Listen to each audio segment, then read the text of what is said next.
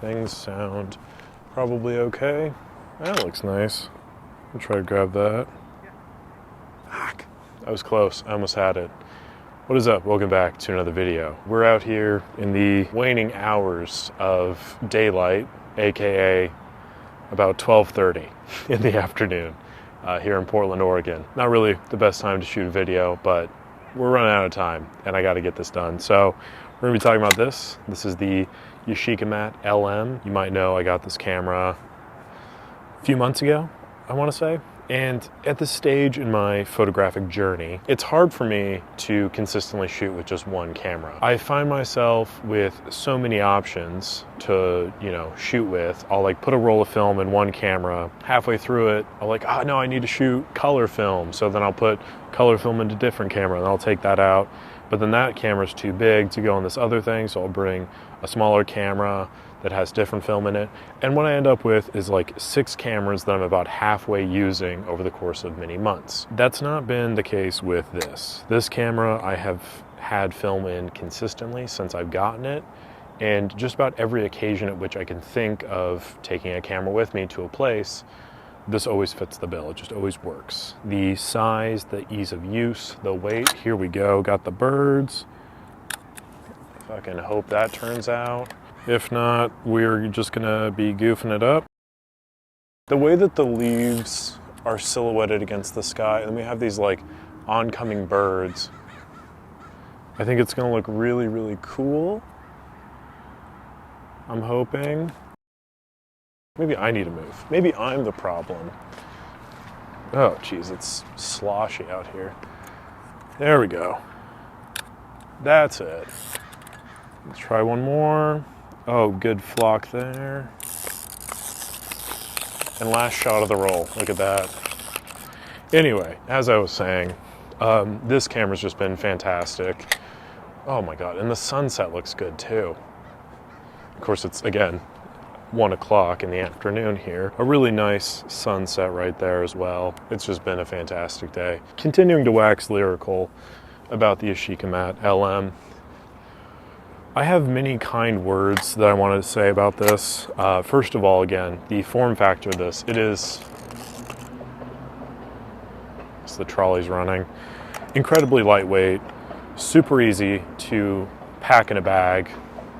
I'm gonna wait for the trolley to go by. I didn't realize how loud this thing was. Incredibly lightweight, super easy to use, really easy to load and unload the film. A little fun fact about me is a lot of the cameras that I own are kind of broken in one way or another.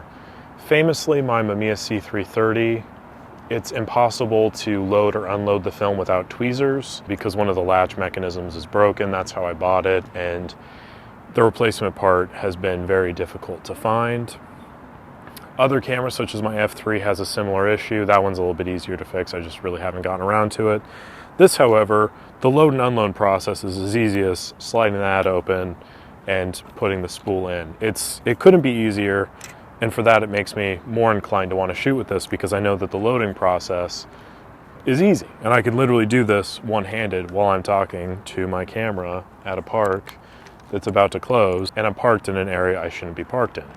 But I'm not stressed. I'm not worried about it at all. This is super easy to use. Just have to line it up properly, which I was not doing. Tighten that in and you are good to go. Presuming, of course, you put film in, which I did not in this case, but that's okay. From there, it's a simple cranking system and fire the shutter. Now, it's not perfect. Again, none of the cameras I own are perfect. The slow speed escapement on this is questionable at best to not really working at all. And that's normally really easy to fix. However, it also has the issue of leather degradation, which is very common in these.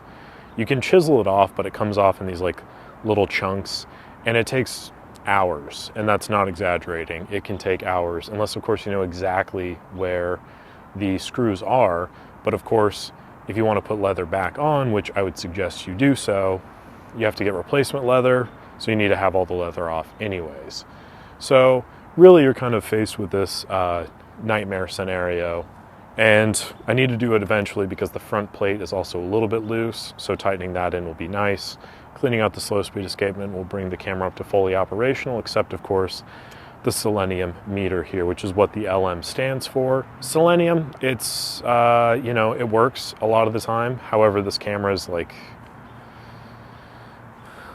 60, 70 something years old. So the degradation of the selenium cell in here is very apparent in a way that it doesn't really bother me too much. I just meter off my phone most of the time anyway, so it's not a big deal. If anything, I think it adds a little bit of fun flair visually to the camera. It looks like a little bit of a flash bar, but it has a very classic aesthetic to it. And if we want to talk about aesthetics, if we want to talk about the value of aesthetics here, look no further than this camera. I mean, it is a quintessential classic design of the TLR. It is beautiful and it's show-stopping.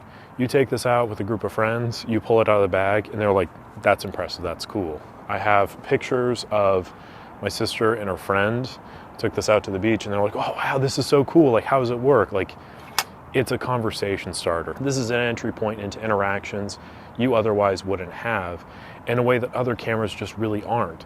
This has a bit of flair to it, has a bit of a pomp, a bit of circumstance to it. With a waist level viewfinder system as such, it gives you a little bit more of an interesting perspective on the world. As a gentleman of the taller variety, ooh, an acorn.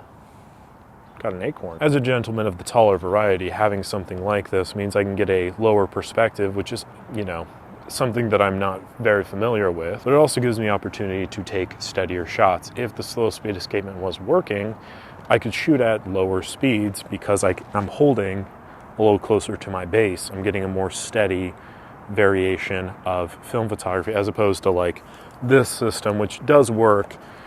I just happen to consume an exorbitant amount of caffeine, leaving me with the shakes.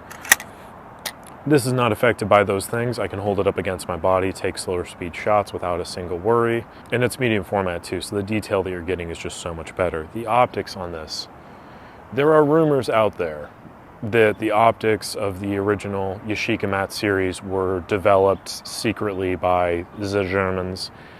I don't know how truthful that is, and even if that is the case, this is a later iteration of the Yashicamat TLR, so I don't think that this was at all developed by the Germans. But that being said, you could have had me fooled. The optics on this are incredible. For a $100 camera to look this sharp, so much personality, is just unheard of. The shutter mechanism on here is something that I do want to talk about because it is a Copal MXV, and that's probably one of the highest. What are we doing here? Like, when I grew up, I wanted a Beagle. I don't really know why that was. It was just, I thought they looked cool. But I did grow up with a Basset Hound and loved her to death. She was amazing, had like the big, long, floppy ears and stuff. She did howl quite a bit, and I'm kind of getting some callbacks to that for whatever reason. Anyway, back to the camera and the Copal MXV Shutter. This thing is phenomenal. So MXV basically means you have the flash sync ports and you also have the self-timing mechanism. This has both of those things. You can do X, flash, sync, and the M, which I honestly don't. Between us girls, I have no idea what that means. I'll maybe put a little thing of this is what the flash sync means, but I don't know. And it has a self-timer as mentioned, 10-second self-timer. I've not tried it on this one. Sometimes if the slow speed escapement gets a little gummy and doesn't work, it's kind of the same situation with the self-timing mechanism. So I've yet to really try it because I don't want to jam it and like make a mess out of it. One day I will remove the leather, fix it up. I'll make that video, I promise. But for now, I've really just been enjoying shooting it as it is. And like I mentioned, I've just had film in this since I got it. So there's not really been a time at which I could take it apart and work on it because I've just been shooting with it so consistently. And if that's not a great signifier for how I feel about this, I don't know what is. I've been enjoying it so much that I haven't had time to fix it. You know what I mean? And the fact of the matter is that this does work. Like, it's a fully functional camera as long as you don't want to shoot slower speeds, which most of the year I would say is fine. But as we're looking outside, I'm noticing it is, again, 2 in the afternoon here, and I don't even know if this is exposed properly. I'm like kind of looking at the little screen I got, and I guess it looks fine, but it gets really dark. So obviously slow speeds are important, bulb is important. but for all intents and purposes, I just have to shoot this during the daylight. The final note that I want to make about this system, which I will admit this is going to be a bit of a stretch, but bear with me, please. The font that was used reminds me of a Western, and I really can't put my finger on it any better than that. But the Y right here, there's just, every time I see this Y, I think of the font that was used on those like old Western saloons. I think of the classic Western films, you know, Monument Valley, John Wayne, dolly shot through the door as he walks outside. I think of the rifleman as he walks down the street in the intro, just, you know, cranking out shots on the lever action. I think of like the 6-shooter, you know, firing from the hip, quick draw, stuff like that. What's that other one? The one that's kind of about communism, but not really. And no one was, you know, brave enough to help out the lone sheriff as the outlaws were coming into town. It'll come to me. It'll come to me. It doesn't matter. The importance of all this is to be said that while it makes no sense that this reminds me of a quick draw, quick shooter, there is a quote. I don't know who said it, but it's a very famous quote in the Western community. Something to the effect of, God made man, Sam Colt made men all equal. Sam Colt was, of course, the designer and producer of the Colt Peacemaker pistol, which was one of the most prominent pistols of that generation of the world. It gave people the option to shoot a revolver as opposed to the pellet system that people had used before, so you could fire off more rounds quickly because you just had to load them in, go from there, whatever.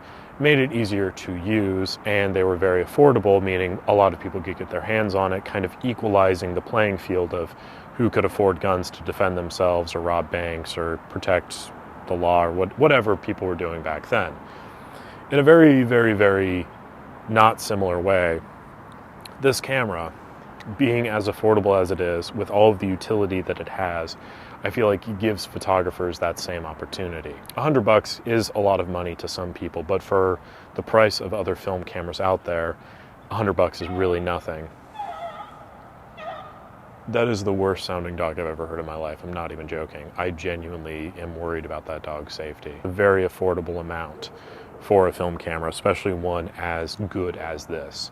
So I view this as kind of an equalizing platform for any film photographers out there that want to try their hand at medium format. This is your way to do so. It's super easy to come by, super affordable, and ultimately just delivers on everything you could hope for and more. Again, you will meet people you weren't expecting to meet because you have this camera.